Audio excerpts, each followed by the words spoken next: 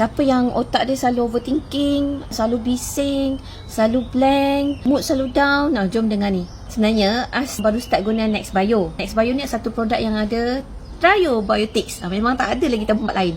Ada prebiotik, probiotik dan postbiotik. Pernah dengar tak? Mesti tak pernah dengar kan. Guna produk ni sebulan. Dalam masa sebulan tu ambil 3 sesi sehari. Alhamdulillah, kita rasa macam dapat neurocognitive boost tau. Macam otak kita ni orang letak booster. Boost.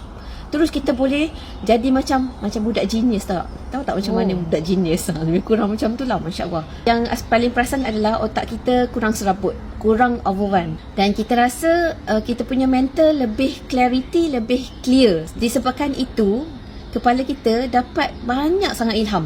Mudah sangat nak generate idea-idea baru yang spontan. Dan paling penting, idea ni bukan untuk disimpan, tapi kena mesti execute.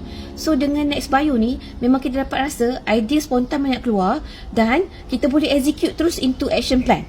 Dan Alhamdulillah dapat result. Lagi satu, As ni ada history of depression disebabkan oleh chronic pain dan memang under psychiatric clinic selama 5 tahun, ambil psychiatric medication selama 5 tahun. So, dalam masa lepas kita berhenti ubat secara paksa tu, memang ada episod of relapse. Relapse tu macam mana? Kita kembali balik keadaan tu, tapi tak lama. Masa tu memang sangat-sangat sukar lah. Kita akan shutdown selama 2-3 hari. Shutdown tu lembik terus, kena baring dan kita akan nangis je, rasa tak nak buat apa-apa pun, makan tak nak.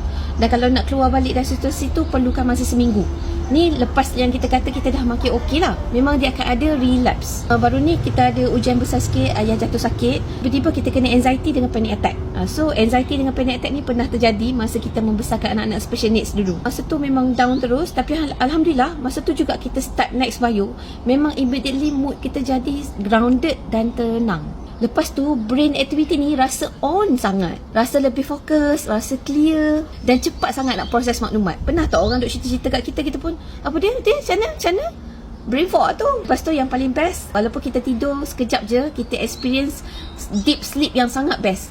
Kita tidur 2-3 jam, tapi kita rasa deep sleep sangat dan kita bangun energetic dan banyak idea nak buat macam-macam perkara.